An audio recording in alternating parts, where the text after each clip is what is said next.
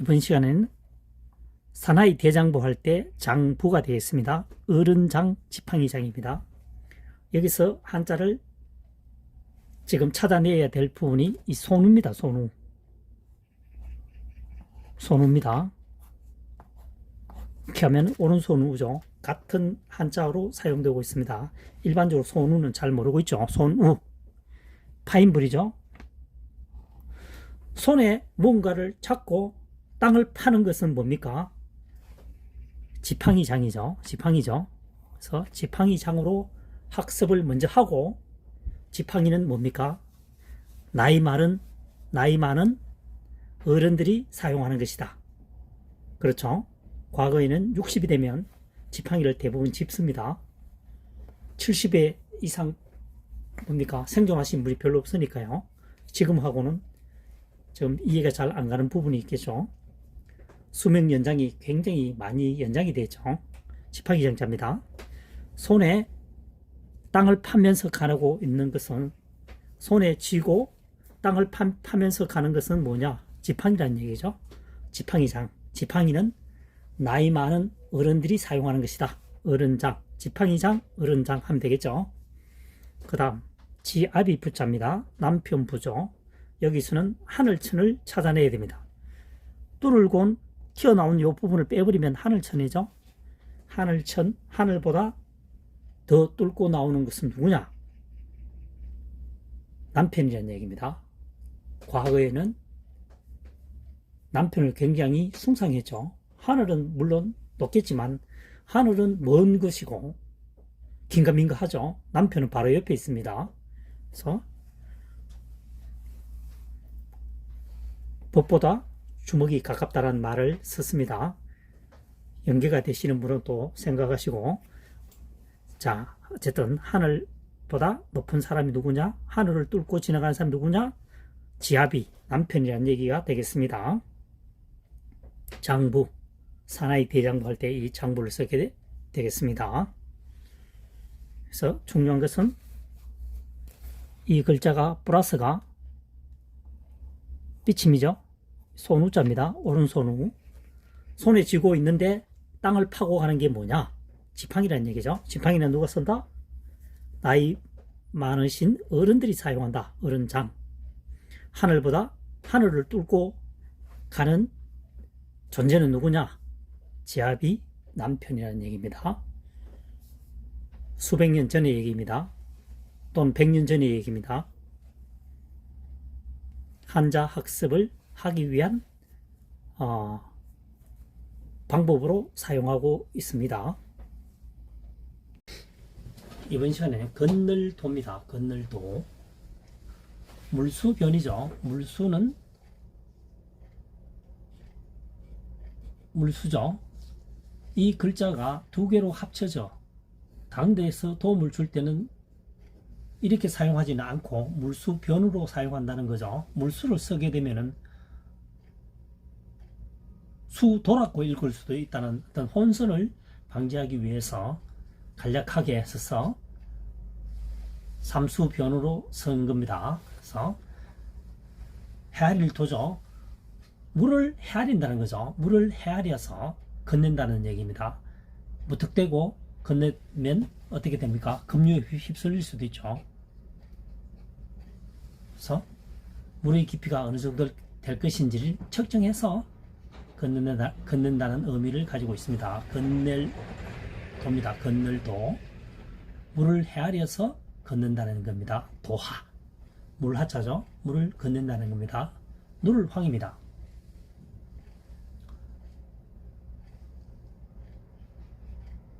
서물립입니다. 서물립. 그 다음 하나인이죠.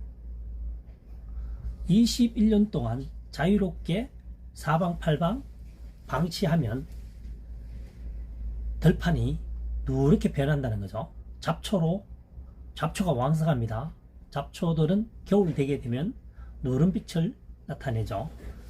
그래서 21년 동안 자유롭게 방치해 두면 겨울에는 사방팔방 누렇게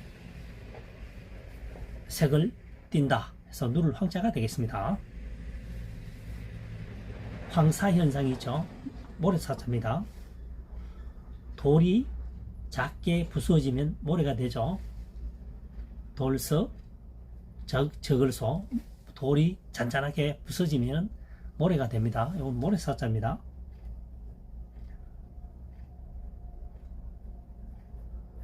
모래사자가 되죠. 을을 황입니다. 건널도, 물수, 변, 헤아릴 도자죠. 물은 헤아려서 수면 깊이를 헤아려서 짐작해서 건넨다는 거죠. 그래서 건널도가 되겠습니다. 도하. 누를황은 서물립입니다. 서물립. 요 한자가 서물립입니다. 그래서 21년 동안 21일 동안 자유롭게 방치하면 사방팔방 들판이 온갖 잡초로 뒤덮인다.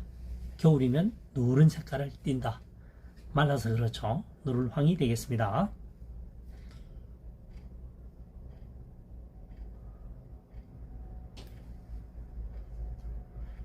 두 번째 풀이를 해보겠습니다. 21년으로 풀이해 보겠습니다. 열십이 두 개죠. 열십이. 그러니까 서물이죠. 1이죠. 21년 동안. 그러면 하나의 일을 어떻게 할 거냐 이거죠. 땅을 의미합니다. 두이는 아랫부분은 땅을 의미하고 하늘은 윗부분은 하늘을 의미합니다. 한일자가 아랫부분에 쓰이면 땅, 위쪽에 쓰이면 하늘로 분석되기도 합니다. 여기서는 땅이겠죠. 20년 동안 21년 동안 땅 아래에 땅을 자유롭게 내버려 두면, 방치하면 사방팔방 누른색을 띠게 된다. 황야가 된다는 얘기겠죠. 그래서 누를 황이 되겠습니다.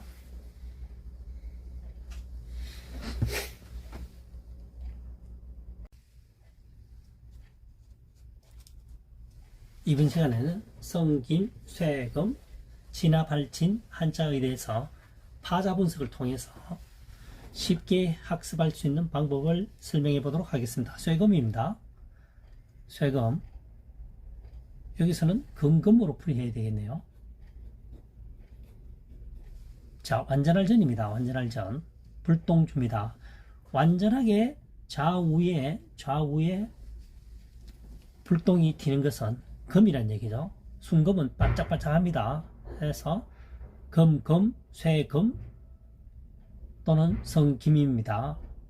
그러니까 훈이 3개죠. 현재는 음은 2개지만.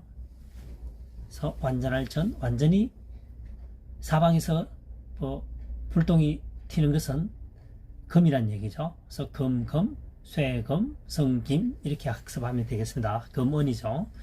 진화발진입니다. 누를 진입니다. 쇠금 참진이죠. 쇠의 참모습은 누르는 것이다.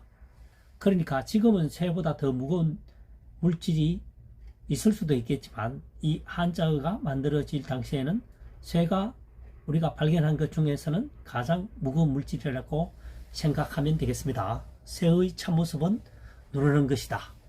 무게가 중량이 무거우니까요. 그래서 누르는 것은 진압하는 것이다.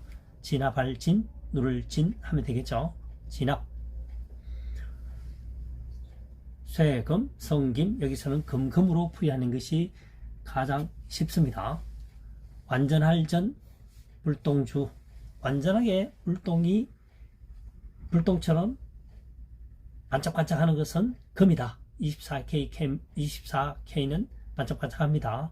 그래서 금이다. 금, 쇠금이다. 그래서 성김으로도 사용된다.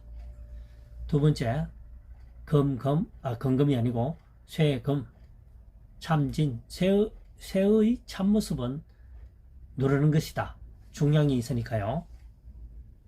그래서 조금 전에 설명했다시피 쇠보다 더 무거운 물질이 분명히 있겠지만 이 한자어를 만들 당시에는 쇠를 가장 먼저 인간이 발견했다라고 생각하시면 좋겠습니다. 쇠가 무거우니까 누르는 데는 쇠가 제일 낫다. 그래서 비중이 무거우니까요. 그래서 누르는 것은 진압하는 것이다. 진압할 진, 한자어로 학습하면 좋겠습니다.